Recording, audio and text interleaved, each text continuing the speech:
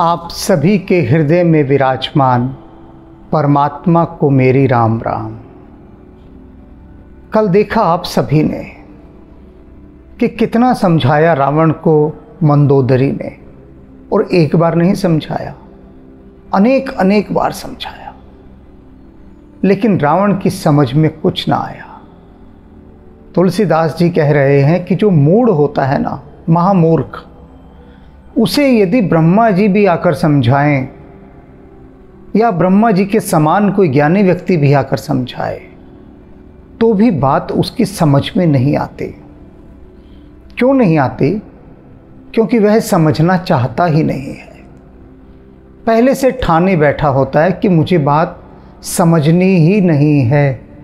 जो उसकी पूर्व धारणा बन गई होती है, जो कंडीशनिंग उसके माइंड की हो चुकी होती है, वो उसी पूर्व धारणा पर टिका रहता है, अटका रहता है, भटका रहता है, डिगना नहीं चाहता वहाँ से। और इसे कहते हैं कंप्यूटर की भाषा में हैंग हो जाना। उसका अहंकार हैंग हो जाता है, वहाँ पर जड़ हो जाता है। तो जब अहंकार पहले ही जड़ होता है और उस पर वो और जड़ हो जाए, जैसे कि कहा गया है, एक तो करेला और ऊपर से नीम चढ़ा, तो वही यहाँ रावण की स्थिति है। रावण की पत्नी, जिसे वह बहुत आदर देता है, वह उसे समझा रही है, उसकी भी बात वो नहीं समझ रहा। रावण यह मानता था कि मंदोदरी सदा सत्य बोलती है और जो बात वास्तव में उचित होती है वही कहती है। ये रावण की मान्यता थी। लेकिन अपनी ही मान्यता पर उसका अपना अहंकार इतना हावी हो गया कि अपनी महारानी की बात नहीं सुन रहा, अपनी पटरानी की। बताइए, और कोई साधारण ढंग से मंदोदरी ने बात नहीं कही है। कितनी महत्वपूर्ण बात रही होगी, कितना महत्व रहा होगा उसके कहने का कि रावण के चरणों में सिर रखकर, झोली फैलाकर, अश्रुपूरित नेत्रों से वह विनती कर रही है, यह बताने के लिए कि जो बात मैं आपको कह रही हूँ, जो सलाह दे रही हूँ, जो परामर्श दे रही हूँ, साधारण नहीं है। आप मान जाइए। नहीं माना उसके बाद भी तो ठीक है। अब प्रभु श्री राम सुबेल पर्वत पर क्या कर रहे हैं ये देखते हैं। यहाँ प्रात जागे रघुराई, कहते हैं अब यहाँ पर प्रभु श्री राम प्रातः हुआ जाग गए, सुबह होके सब लोग जागे बैठे हैं। पूछा मत सब सचिव बोलाए, सारे मंत्रियों को इकट्ठा किया, उनको बुलाया और प्रभु श्री राम उनसे कहते हैं, कहूँ बेगी का कर ही उपाय, कि बताओ भाई, सब बताइए अब क्या किया जाए, क्या उपाय किए जाए, जल्दी बताइए, बेगी, जल्दी। सारे बुला लिए जितने मंत्री थे, गणमान्य लोग, सब बैठे हैं। अब प्रभु कहते हैं देखो, सागर के ऊपर पुल भी बांध दिया, लंका के द्वार पर भी आकर खड़े हो गए, और अब हम यहाँ पर बैठे हैं। तो यहाँ बैठने तो आए नहीं हैं, तो अब किया क्या जाए ये बताओ, करना क्या है। स्वयं आदेश नहीं दे रहे हैं राम। बड़ी गहरी बातें हैं ये सोचने वाले।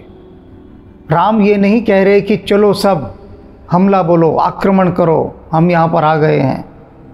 अपनी ओर से कुछ नहीं। मंत्रियों का फिर क्या अर्थ रह गया। सुग्रीव का जो मंत्रिमंडल है पूरा वहाँ पर साथ है, उन सबको बुलाया मंत्रियों को, और पूछ रहे हैं कि बताओ क्या किया जाए। यानी प्रभु श्री राम अपनी चौधराहट कहीं नहीं दिखा रहे हैं कि मैं गांव का चौधरी हूँ। वो तो शांत भाव से बैठे हैं, सबको बुलाया कि भैया सब बताओ क्या किया जाए, और जल्दी बताओ, समय कम है। अब जो सबसे वरिष्ठ हैं वो बात बोलेंगे। जामवंत जी हैं वहाँ पर सबसे वरिष्ठ, सारे मंत्रियों के महामंत्री, उनका प्रतिनिधित्व करने वाले। तो जामवंत जी कहते हैं, जामवंत कह पद सिर नाई। जामवंत जी ने प्रभु के चरण कमलों में अपना सिर नवाया और क्या कहते हैं। आदर देखिए मंत्रियों के मन में राजा के प्रति कितना है। राम को तो वे राजा ही मानते हैं, चाहे राम इस समय कहीं पर किसी भी पद पर नहीं है, लेकिन फिर भी उनके लिए राम संसार के ही नहीं जगत के ब्रह्मांड के राजा हैं। कहते हैं जामवंत जी अब हाथ जोड़कर, सुन सर्वज्ञ सकल उर्वासी। कहते हैं सुनो प्रभु, सुनो, आप सर्वज्ञ हैं, सब जानते हैं आप,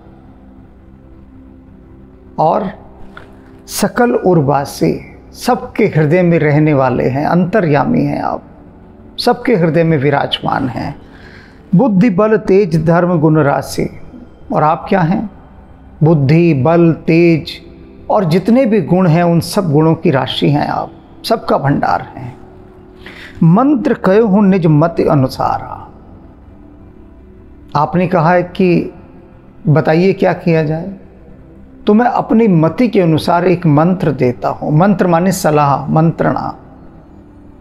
आपने कहा है कि बताओ क्या किया जाए, तो मेरा एक सुझाव है, और ये सुझाव मैं अपनी बुद्धि के अनुसार दे रहा हूँ। ये बात क्यों रेखांकित कर रहे हैं जामवंत जी? ये नहीं कह रहे कि अल्टीमेट ट्रुथ है, सार्वभौमिक सत्य है जो मैं कह रहा हूँ, इससे आगे कोई बात नहीं हो सकती। इस तरह की दावेबाजी करके कोई बात नहीं कह रहे, और कोई भी नहीं कह रहा। जो भी राम के साथ हैं सब इतने अतिशय विनम्र हैं, उनकी बात कहने का ढंग, ये रावण की सेना थोड़ी ना है कि छाती ठोक कर बात कहे।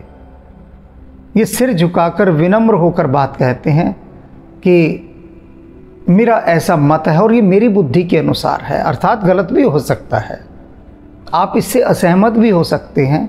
ये आवश्यक नहीं जामवंत जी कह रहे हैं कि जो मैं कह रहा हूँ ये सही है, ये तो प्रभु मैं अपनी बुद्धि के हिसाब से कह रहा हूँ। आपको यदि उचित ना लगे तो इसमें संशोधन किया जा सकता है, पूरी संभावनाएं हैं संशोधन की। दूत पठाइबे बाल्य कुमारा, कि बाल्य कुमार को दूत बनाकर रावण के पास भेजा जाए। अब अंगद का नाम नहीं ले रहे हैं सीधा सीधा कि अंगद को भेजा जाए, बार बार यहाँ पर बाली कुमार का नाम कहा गया है। क्यों? ये बताने के लिए, इस बात की प्रतिष्ठा करने के लिए कि बाली का वध उसके अत्याचार के कारण हुआ।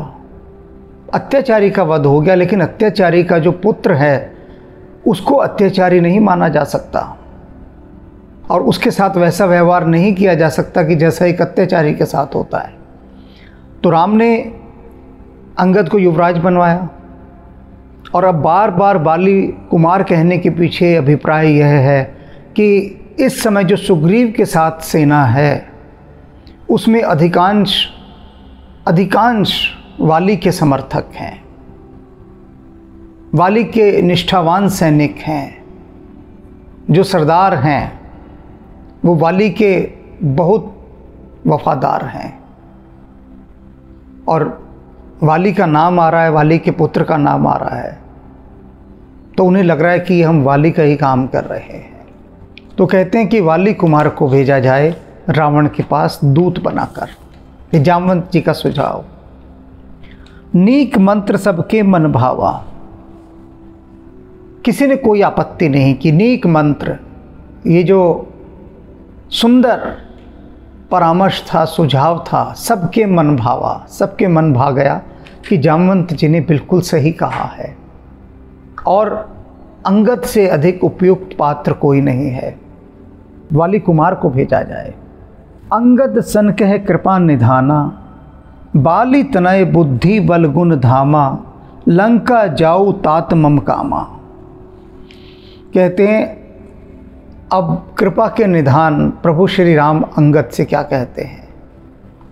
बाली तनय बुद्धि बल गुण धामा, कि हे बाली पुत्र, जामवंत जी ने तुम्हारा नाम प्रस्तावित किया है दूत के रूप में भेजे जाने के लिए, और मैं इससे सहमत हूँ। क्यों सहमत हूँ? क्योंकि बुद्धि बल इन सब गुणों के तुम धाम हो। बलवान भी और बुद्धि भी है, और दूत में ये दोनों चीज़ें चाहिए। देखा था ना, हनुमान जी दूत बनकर गए थे, बुद्धि भी था और बल भी था, दोनों चीज़ें थी, और ये दोनों वस्तु ही तुम में है। जाओ लंका तात मम कामा, कि हे तात लंका जाओ और मेरा ये काम करो। अब यहाँ पर एक बात थोड़ी सी विचारणीय है तो बड़ी बात, लेकिन कह थोड़ी सी रहा हूं। जामवंत जी ने कहा कि वाली पुत्र अंगद को भेजा जाए दूत बनाकर, और उससे पहले वे कह रहे हैं कि प्रभु ये मेरा एक सुझाव है, आपको नहीं ठीक लगता आप न मानिएगा, मैं चाहता हूं कि अंगद दूत बनकर जाए। बात सुन ली जामवंत की, लेकिन ऐसा नहीं कि प्रभु श्री राम ने ये कहा कि सुनिए जामवंत जी, आप ठीक कह रहे हैं, लेकिन अंगद अभी बच्चा है, अभी तो उसको हमने युवराज बनाया है, बालक है, कोई अनुभव नहीं उसे, युवा है, जोश ज़्यादा है, होश कम है, तो ऐसा करते हैं अंगद को रहने देते हैं। मेरा सुझाव है हनुमान को ही भेज दिया जाए। हनुमान को लंका के चप्पे चप्पे का पता है, और एक्सपीरियंस होल्डर है हनुमान, अनुभवी है, क्योंकि सारी दुनिया अनुभव की तो कदर करती है। एक मित्र ने कहा कि उसके बेटे ने एक विद्यालय में कहा कि मुझे नौकरी चाहिए। वहाँ पर उसने आवेदन दिया तो साक्षात्कार में उससे कहा गया कि आपके पास तो कोई अनुभव ही नहीं है, आपको हम कैसे शिक्षक की नौकरी दे दें। तो वह बोला, जी अनुभव मुझे कहाँ से होगा, अभी तो मैंने अपनी शिक्षा समाप्त की है, और शिक्षा समाप्त करने के बाद सारी डिग्रियां लेकर आपके पास आ गया हूँ, आप काम करने को देंगे तभी तो अनुभव होगा, ऐसे कैसे हो जाएगा।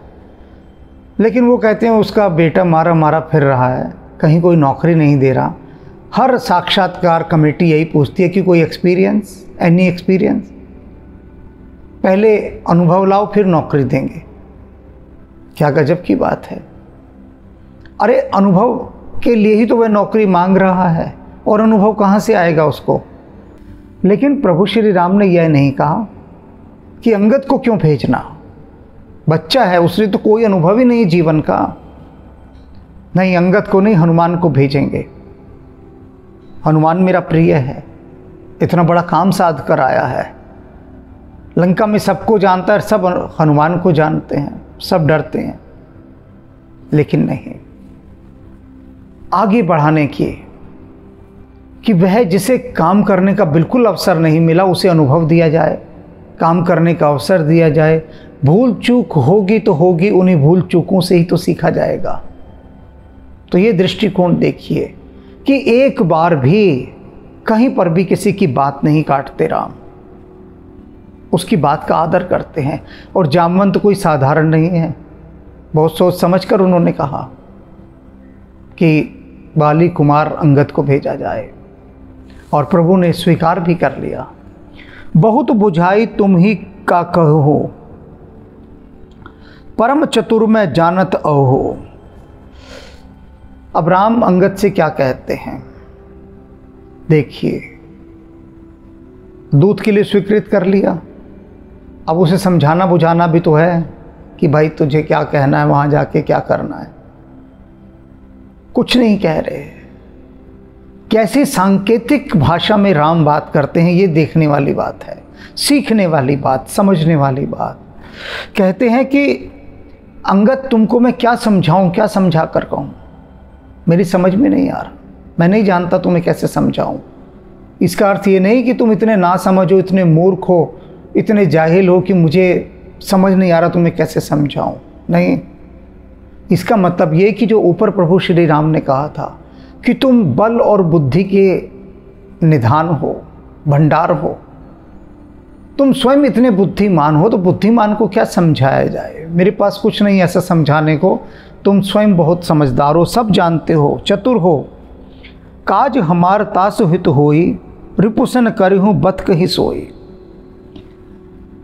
एक लाइन में समझाते हैं, एक पंक्ति में राम, एक पंक्ति में। और ये एक पंक्ति सुन लीजिए क्या है। राम कहते हैं, सुनो अंगद, तुम्हें वहां जाकर रावण को इस प्रकार से समझाना है कि जिससे मेरा काम हो जाए और जो शत्रु है हमारा उसका कल्याण हो जाए, भला हो जाए। फिर से समझ लीजिए कि अंगद, ध्यान से सुनिए, अंगद रावण के पास जाना, उसे समझाना, अपनी बुद्धि से समझाना। मैं नहीं बता रहा कि तुम्हें क्या समझाना है, कैसे करना है। मैं तुम्हें कोई रिहर्सल नहीं करवा रहा, यहाँ कोई तुम्हें एक पर्चा नहीं पढ़ा रहा कि इसमें डायलॉग्स याद कर लो, ये बोलना है ना, कुछ नहीं। सार समझ लो कैसे समझाना है कि हम जो चाहते हैं कि सीता लौट आए, रावण सीता को हमें लौटा दे, इस बात को तुम्हें अपने ढंग से समझाना है। ये हिडन है, ये भी नहीं कहा प्रभु ने, ये तो मैं कह रहा हूं, उन्होंने नहीं कहा। वे तो कह रहे हैं बस इतना तुम्हें करना है कि मेरा काम हो जाए और रावण का कल्याण हो जाए, शत्रु का। कोई और राजा होता तो क्या कहता कि अंगद जाओ और ऐसा करो हमारा काम हो जाए और ये रावण तबाह हो जाए, सर्वनाश हो जाए इसका, ऐसा उपाय करना, कुछ ऐसी साजिश रचना, कुछ ऐसा जुगाड़, ऐसा खेल, ऐसा कुचक्र, ऐसा षड्यंत्र रचना कि रावण की हमें ऐसी तैसी करनी है, नाश हो जाए रावण का, उसका नाश करना है, छोड़ना नहीं है रावण को। रावण मेरी पत्नी को उठा कर ले गया, मैं बता दूंगा रावण को कि राम की पत्नी को उठाने का हश्र क्या होता है। परिणाम देख लेगा राम, पूरी लंका देखेगी, पूरी दुनिया देखेगी। अभी तो हनुमान ने लंका जलाई है ना, अब मैं जलाऊंगा। ऐसा काम करना कि रावण का सर्वनाश हो जाए। ये नहीं कह रहे, क्या कह रहे हैं राम? ऐसा प्रयास करना कि रावण का कल्याण हो, शत्रु का कल्याण हो। कौन कह सकता है ऐसी बात? करुणा निधान, करुणा निधान, दीन बंधु दीन दयाल प्रभु श्री राम, वही कह सकते हैं। उनके अतिरिक्त हम खुद नहीं कहते। हम छोटे मोटे लोग, कीड़े मकोड़े, जो हमें ज़रा सा बुरा कर देता है हम फौरन भगवान के पास एक एप्लीकेशन लिख कर लगा देते हैं, ईमेल कर देते हैं भगवान को, व्हाट्सएप कर देते हैं, टेलीग्राम कर देते हैं कि हे प्रभु श्री राम, इसका नाश करो, इसने मेरी ये बात नहीं मानी, मेरी बेइज्जती की, मेरा ये किया, मेरा बुरा किया। फौरन हम बद्दुआओं के माध्यम से अपनी अरदास लगाना शुरू कर देते हैं, पूजा पाठ एक तरफ रख देते हैं, दिन रात हे प्रभु इसका नाश करो, हे प्रभु इसका नाश करो, यही। लेकिन प्रभु शत्रु के लिए भी कह रहे हैं कि इसका कल्याण हो, ऐसा कुछ करो। प्रभु आज्ञा धर शीस चरण बंदी अंगद उठे। अंगद जी उठे हैं, प्रभु की बात सुनी अंगद ने, उठता है अंगद। प्रभु आज्ञा धर शीस, प्रभु की आज्ञा को शिरोधार्य किया, सिर पे धारण किया, चरण बंदे, प्रभु के चरण छुए। और सोई गुण सागर ईस राम कृपा जा पर करहूं। और क्या कहते हैं अंगद, क्या कहता है कि हे प्रभु, जिसके सिर पर आप हाथ रख देना वही गुणों की राशि बन जाता है। मुझ में कोई गुण नहीं है, मुझ में कोई गुण नहीं है। गुणवान तो वह है, वही है चतुर, वही है सुजान, जिसके सिर पर रख दें आप हाथ। जिस सिर ऊपर तू स्वामी, जिसके ऊपर आप हैं, फिर उसमें सब गुण स्वतः ही आ जाते हैं, स्वतः। कोई प्रयास नहीं करना पड़ता उसे गुणों को लाने के लिए, गुण ही स्वयं दौड़े दौड़े आते हैं और उसमें समा जाते हैं। तो हे प्रभु, आपने जो मुझे कहा कि मैं बल और गुणों का निधान हूँ, कुछ नहीं हूँ, मैं कुछ नहीं हूँ। ये सब तुम्हारा कर्म है आका, कि बात अब तक बनी हुई है। ये आप ही की कृपा है। आप ही की कृपा से मनुष्य बूंद से सागर बन जाता है, जर्रे से सहरा बन जाता है, आपकी कृपा से। स्वयं सिद्ध सब काज नाथ, मोहि आदर हूँ दिए हो। अंगद भी कोई ऐसा वैसा नहीं है जिसे प्रभु श्री राम ने अपने मुख से कह दिया कि तुम बुद्धि और बल के भंडार हो। और प्रभु श्री राम झूठी प्रशंसा किसी की नहीं करते हैं, किसी की भी झूठी प्रशंसा नहीं करते। उसका प्रमाण यहाँ पर अंगद अब दे रहा है अपनी बात के माध्यम से। क्या कहता है? स्वयं सिद्ध सब काज नाथ, कि हे नाथ, आपके जितने भी काम हैं भला कौन उन्हें सिद्ध कर सकता है। आप मुझे कह रहे हैं कि मैं आपका काम सिद्ध करने जाऊं? अरे आपके कार्य तो स्वयं सिद्ध हैं, वे तो अपने आप सिद्ध हो जाते हैं, उन्हें कोई करता थोड़ी ना है। ये तो आपका अतिशय प्रेम है मेरे प्रति, जो मोहि आदर हो दे हो, जो आप मुझे इतना आदर दे रहे हैं। करते हो तुम कन्हैया, मेरा नाम हो रहा है।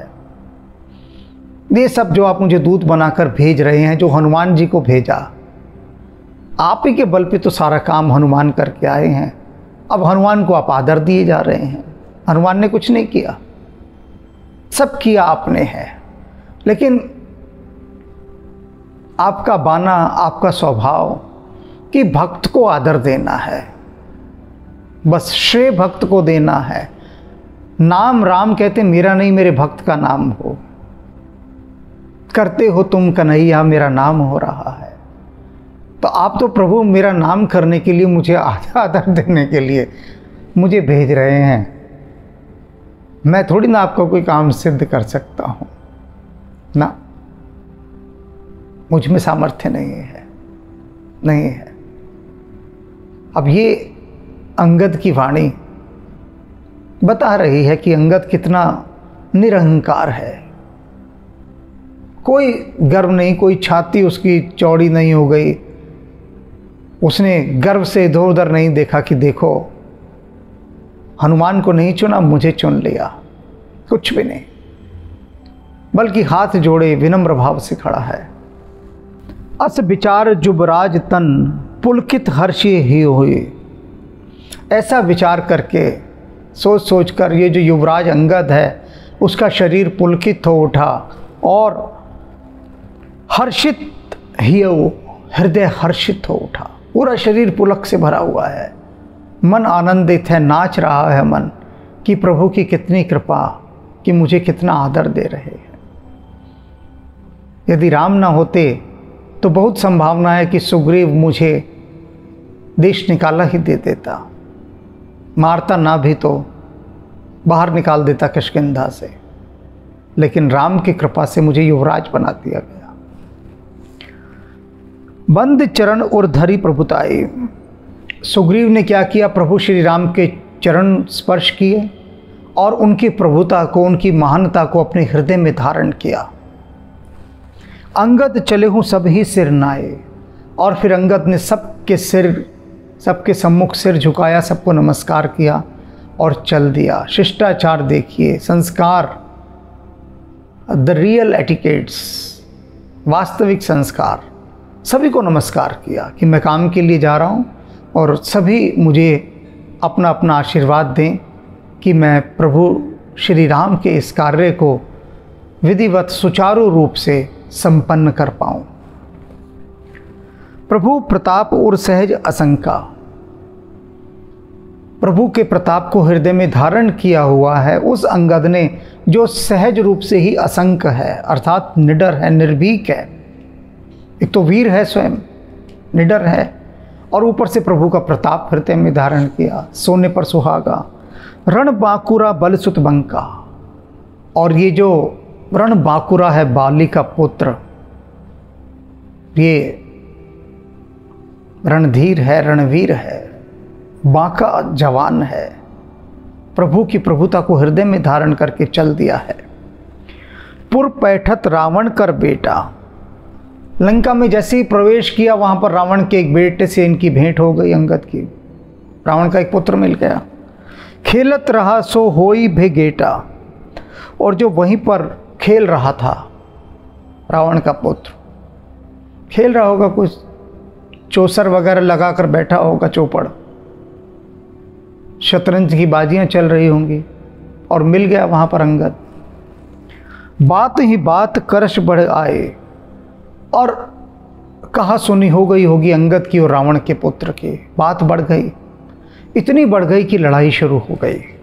जुगल अतुल बल पुनि तरुणाई, दोनों बलवान थे, रावण का पुत्र भी और अंगद भी। जवानी का जोश, भिड़ गए दोनों, हो गई लड़ाई वहाँ पर। ते ही अंगद करहूँ लात उठाई, उसने अंगद पर मारने के लिए अपनी लात उठाई रावण के पुत्र ने। अंगद ने उसे पैर पकड़कर जमीन पर देकर पटका। गही पद पटके हूँ भूमि भवाए, उसकी वो लात ही पकड़ ली जो मारने के लिए उसने उठाई थी, पकड़ा और घुमाया जोर से और भूमि पर पटक दिया, और ऐसा पटका कि बस फिर वो उठाई नहीं, मर गया। निश्चर निकर देख भट भारी, जहाँ तहाँ चले न सकही पुकारे। और कहते हैं जो रावण के जो और राक्षस थे उन्होंने देखा कि रावण के पुत्र को ऐसा पैर पकड़ के घुमाया, भूमि पर पटका कि वो मर गया। इतना डर गए कि चिल्ला भी नहीं पाए, भागे इधर उधर। अक्सर तो लोग भागते समय डरते हैं ना, चिल्लाते हैं बचाओ बचाओ इत्यादि ध्वनियाँ करते हैं, लेकिन इतने सहमे हुए थे कि चुपचाप बिना बोले भागने लगे। आवाज़ ही नहीं निकल रही थी, घिग्गी बंध गई थी गले में। एक एक सन मर्म न कहीं हैं, कहते कोई भी एक दूसरे को कुछ बता ही नहीं रहा था। सबने देखा, कोई पूछ भी रहा था जिसने नहीं देखा क्या हुआ, आवाज़ ही नहीं निकल रही थी, कोई क्या बोले, क्या मर्म बताए। अब यहाँ एक बात विचारनी आ रही है। तुलसीदास जी कहते हैं, पुर पैठत रावण कर बेटा, कि जैसे ही अंगद ने लंका में प्रवेश किया उसे रावण का एक बेटा मिला जो खेल रहा था। अब प्रश्न ये होता है कि रावण का कौन सा बेटा भाई? महाराज तुलसीदास जी, आपने पीछे तो बता दिया कि अक्षय कुमार और प्रहस्त रावण का पुत्र, उसका पुत्र जम्बूमाली, तो यहाँ रावण का कौन सा बेटा मिला? आप नाम बताना भूल गए लगता है, या फिर मेरे लिए छोड़ दिया ये कि आपका ही एक बालक आगे आएगा भविष्य में, वो बता देगा, मुझे क्या जल्दी है। तो बात यही है, तुलसीदास जी ने यहाँ पर रावण के उस पुत्र का नाम कहीं पर भी उसका उल्लेख नहीं किया। क्यों नहीं किया? ये समझने वाली बात है कि रावण का एक बेटा हो तो वो करे भी, तो करें भी वे नाम उल्लेख।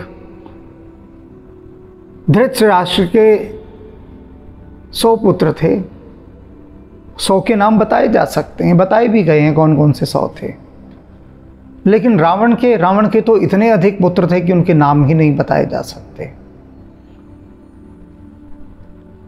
रावण की 2 मुख्य रानियां थी, एक तो मंदोदरी और मंदोदरी की छोटी बहन। तो इनसे जो पुत्र हुए, इन दोनों से केवल उनके नामों का उल्लेख है। उसके बाद रावण जिसका भी अपहरण करके लाता था, जिसको छीन कर लाता था, रावण को बहुत सारे लोग भेंट में स्त्रियां ही देते थे। जैसे आजकल है, लोग अधिकतर शराब की बोतलें भेंट में देते हैं, रिश्वत भी देंगे, रिश्वत के ऊपर शराब की बोतल भी रख कर देते हैं कि इससे काम जल्दी बन जाते हैं। या रिश्वत भी ना कहो, किसी को प्रसन्न करना हो तो शराब की एक बोतल, क्योंकि शराब तो पानी बन गई है, जैसे नल में पानी आता है, घर घर में शराब है। तो लोग कहते हैं शराब की बोतल दो, उसको पसंद है उसी का ब्रांड दो। तो रावण का एक ही ब्रांड था, सुंदर स्त्री। तो रावण के अधीन कितने कितने राजा महाराजा थे, हर एक कोई तड़पता था रावण से मिलने के लिए, हर एक कोई। स्वाभाविक है। तो जब रावण के पास जाएंगे तो फलों का टोकरा तो लेके नहीं जाएंगे, रावण कोई बंदर थोड़ी था है कि आया हनुमान जी से मिलने, 1 दर्जन केले ले आए तो हनुमान जी प्रसन्न हो जाएंगे कि भाई बहुत बढ़िया केले ले आए, और क्या चाहिए, आओ बैठो। रावण के लिए शराब लेकर जाओ, कोई मतलब नहीं। शराब तो कुंभकर्ण के लिए, उसको शराब बहुत प्रिय थी।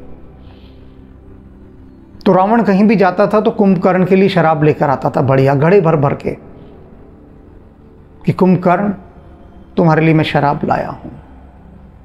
और जितने राजे आते थे सब रावण के लिए एक एक स्त्री लेकर आते थे, कोई एक कोई 10, कि महाराज ये तो मैंने खास तौर से आपके लिए तैयार की है, 10 साल लगे हैं इसे तैयार करने में, इस स्त्री को, ये आपके लिए भेंट, सिर्फ आपके लिए इसकी रचना की है ब्रह्मा जी ने और मैंने इसको संभाला है। ऐसे रावण को दे दे कर आते थे। तो रावण के इतने रंग महल थे, भरे पड़े थे स्त्रियों से, और सबसे रावण के बच्चे होते थे। तो रावण के पुत्र कहलाएंगे वे। अब किस किस के नाम रावण याद रखेगा?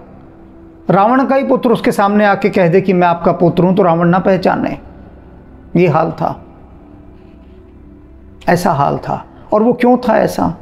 कि जितने अधिक रावण के पुत्र होंगे, जितने अधिक, वो जितने ऊंचे ऊंचे पद हैं उन सब पर वही बैठेंगे। तो बाहर का कोई आदमी होगा तो गद्दारी भी कर सकता है, जब अपना ही बेटा है तो लंका को तो अपना ही समझेगा ना। तो ये परिकल्पना थी, ये कॉन्सेप्ट था। तो इतनी रानियां रावण की, उन्हीं में से किसी का एक पुत्र होगा। फंस गया अंगद से, मार दिया अंगद ने उसे, मारा गया। अब जिसने रावण के पुत्र को मार दिया, राक्षस तो पहले ही डरे हुए थे कि पहले भी एक बंदर आया था और क्या नाश करके गया था, तो अब तो बोलती ही बंद हो गई। एक एक सन मरम न कहीं, समझ तास बद चुप कर रहे हैं, और सब चुप मार कर रह गए। रावण के पुत्र का वध हुआ फिर भी नहीं बोल रहे हैं। भय हु कोलाहल नगर मझारी, आवा कपि लंका जही जा रही।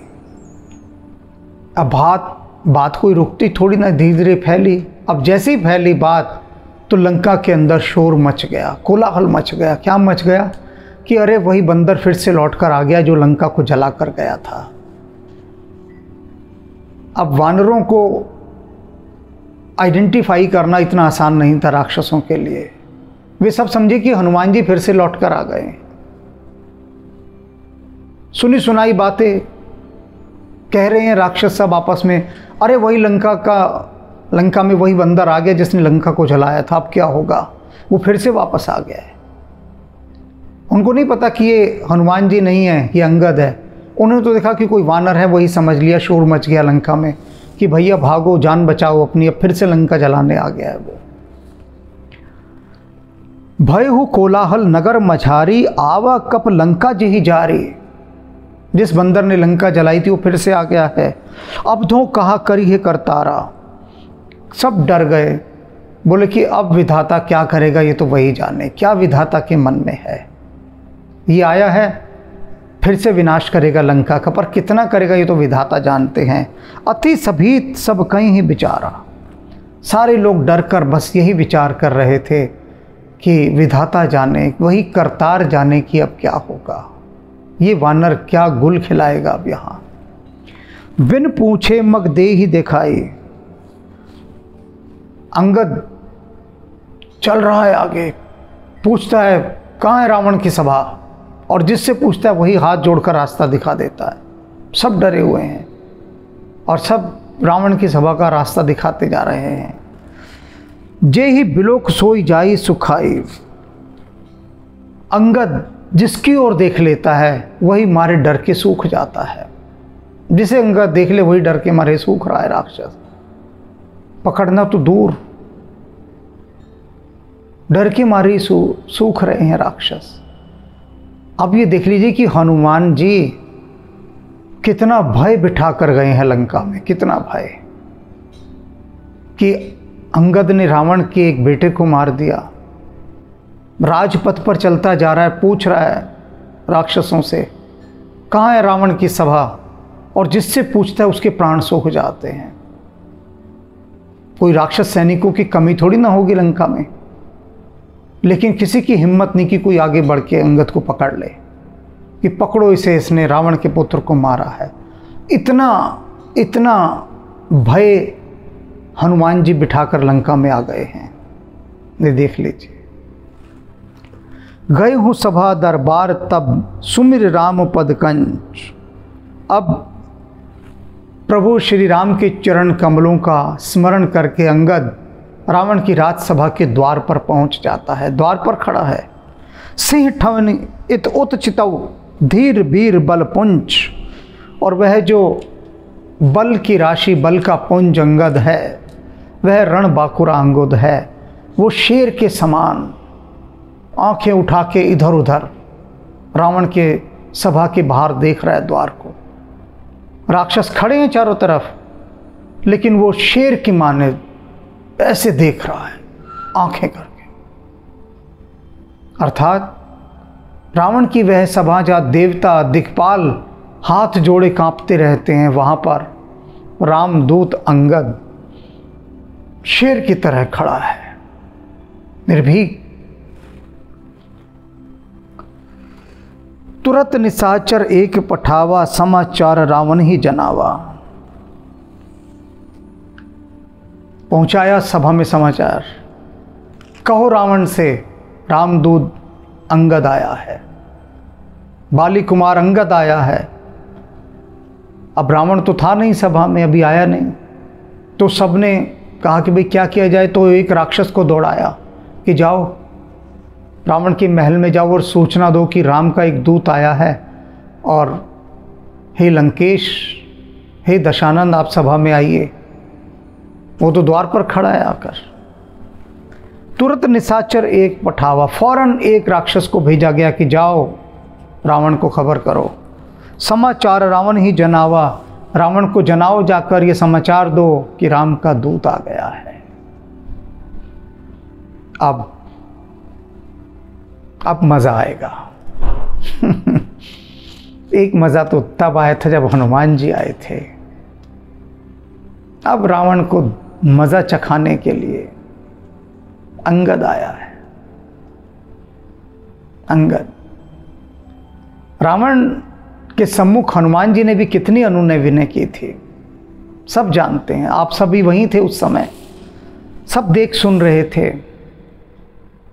और अब अंगद आया है रावण का भला करने, कल्याण करने, क्योंकि कहकर भेजा है प्रभु श्री राम ने कि कुछ ऐसा करना मेरा काम हो जाए और शत्रु का भला हो जाए।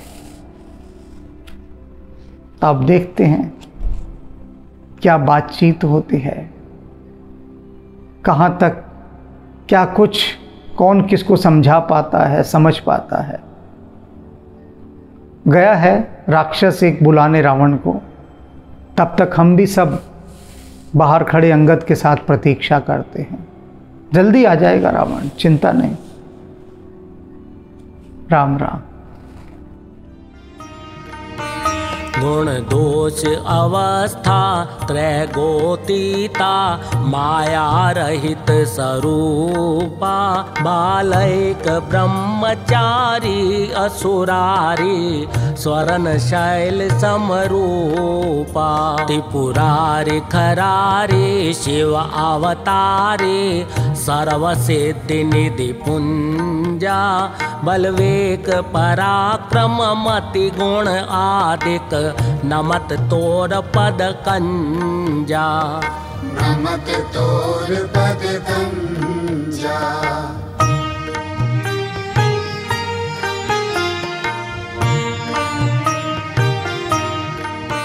जय पूरन कामा परम ललामा, गावई सब श्रुति संता, करुणा वरुणालय भक्त जनाश्रय, शुभ प्रेरक जग कंता, त्रैताप भयानक दुख विनाशक, सर्व विकार निहंता, मम गुरु पितु माता भवनिधि त्राता, द्रवहु वरद हनुमंता। द्रवहु वरद हनुमंता।